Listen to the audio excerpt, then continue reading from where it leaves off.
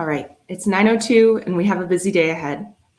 So I just want to say welcome everyone, or welcome back to the Nilearn Dev Days. So this has been a 4-day event. This is the final day of that event, the Nilearn Scientific Day. And we have a lot of, I think, really exciting talks lined up. But before we get started with those, I just wanted to provide a little bit of an intro, particularly for folks who may not have had a chance so far to participate in the Nilearn Dev Days or may not be totally familiar with what Nilearn is. So let me just quickly share my screen.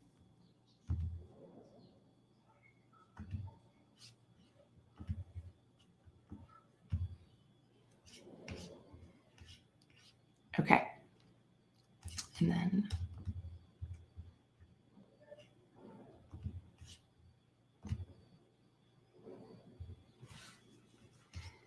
perfect. All right. So as I mentioned, today's the final day, but you may be asking, I heard about this event. I'm really excited for it, but I don't really know what Nilearn is. So what is Nilearn?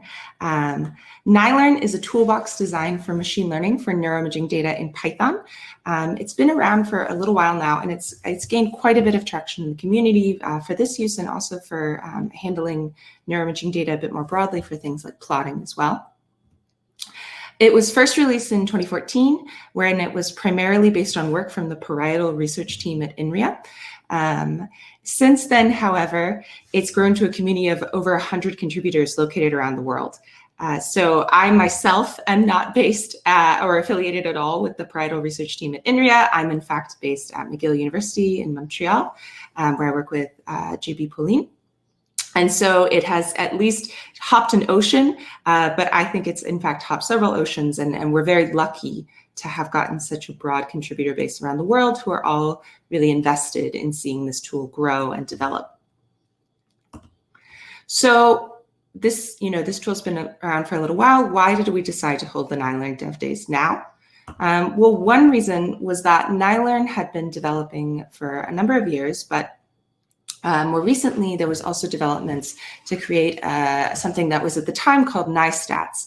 And the idea was that it would take a lot of the Nilearn style syntax and implementation methods and use them to create methods to apply statistical analysis. So whereas Nilearn had really focused on machine learning, the original idea with NiStats was to really focus on statistical analyses that are commonly used in neuroimaging. And with the fact that recently these two packages merged into a single Nilearn package, we felt it was only appropriate that Nilearn should get a new, slightly broader mission statement to reflect its new standing. And so the new Nilearn mission statements reads that Nilearn enables approachable and versatile analyses of brain volumes. It provides statistical and machine learning tools with instructive documentation in an open community. And we've spent the past 2 days, I think, really working on making sure this mission statement always rings true. So the Dev Days was in fact conceived as a 4-day event to highlight this mission statement, and in particular to work on the open community and the new approaches for versatile analyses of brain volumes. We wanted to make sure that we could onboard new contributors as well as consider new directions for development. And in part, this last idea is what the Scientific Day is helping us to do, but I'll talk about that a little bit more in a second. First, I just want to provide some updates from the events that have happened so far in the Nilearn Dev Days, because if you haven't had a chance to attend, I hope that you'll at least be able to look back or maybe check the GitHub repository, because we've had a lot of exciting things happen recently. So for the software day, this occurred on Tuesday, the 19th of May, and we were lucky to have 7 speakers who shared their experience in developing open, community-driven software for science. And I think this was well received by the community. I certainly enjoyed it. We had over 100 simultaneous attendees on the Crowdcast platform. We also simultaneously live streamed to YouTube, much as we're doing for today. where we had a significant increase in attendees as well. And we're currently in the process of editing and uploading the individual talks to YouTube such that they'll be available for reference in the future. And I would just like to explicitly thank everyone who participated in the Software Development Day. Whether you were a speaker or an attendee or both, it was just really lovely to have a chance to talk about these issues with the community. And I know that the chat was really active throughout. There were a lot of great resources shared and a lot of great ideas shared. And I think this is the sort of thing we want to do here today. From the development sprint, so that was a 2-day event that took place on Wednesday and Thursday of this week.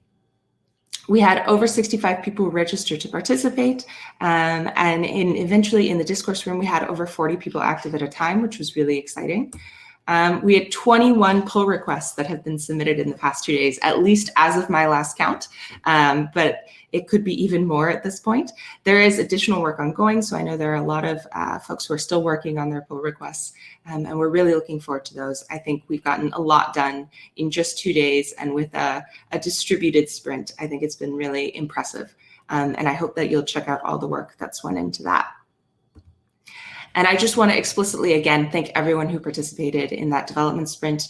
If you didn't get a chance to participate, if it didn't align with your schedule, no worries. We always are looking for new contributors, and we'd love for you to stop by and check out the issues and let us know if there's something that you'd like to help contribute to Nilearn.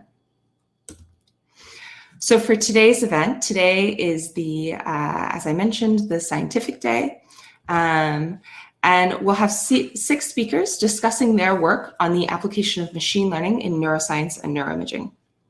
So something that's a bit unique about this day is all of the speakers, or almost all of the speakers, will be discussing work that is not done with Nilearn, and at least at this point could not be done with Nilearn. But what we're really interested in seeing is to learn a little bit more about the methods that they're proposing, because what we'd really like for the future of Nilearn is to always concentrate on finding ways to develop efficient representations of brain imaging data that are still flexible and expressive enough to be able to use in predictive tasks or in statistical modeling tasks to relate to features that of cognition and behavior and things that are important to people's lives. So we're really excited to learn more about the work today and to see how we could incorporate a lot of the lessons learned into Nilearn in the future. So if you're looking for the exact schedule is visible on this website, and that provides the timings for all of these talks, as well as this introduction. And it also provides links to things like our online town. So if you look at the breaks, those should be hyperlinked. And that provides just a little platform where you can go and engage in an online world to kind of mimic the experience of coffee at a conference, where you can bump into people and discuss shared research interests, how the talks are going, or just how your day is going. So I'd encourage you to check it out. The talks will be streamed both on Crowdcast and on YouTube. I'm not sure which one you're watching it on, but they should be both available there. If your connection bandwidth allows it, we generally encourage you to use Crowdcast to fully participate in the discussion, because crowdcasting allows for several features that are quite useful. So there's a chat along the side. There's also a way to ask questions and upvote questions. And we'll be encouraging the speakers throughout the day to directly take questions from the questions tab. So if you can connect to Crowdcast, I would encourage you to do so. But obviously, if you can't, no worries at all. We'd love to see you on YouTube. There's also a chat there, and we'll also try to monitor that as well. With that, I'd like just to give an explicit thanks to all the other members of the organizing team. I happen to be the one who's giving this introduction today, but this is definitely not a 1 or even a 2-person event.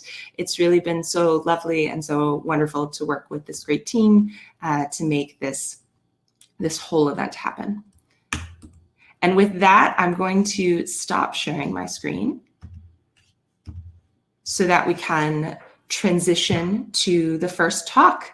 So I'm going to pull everyone to the next session, and I look forward to seeing you there.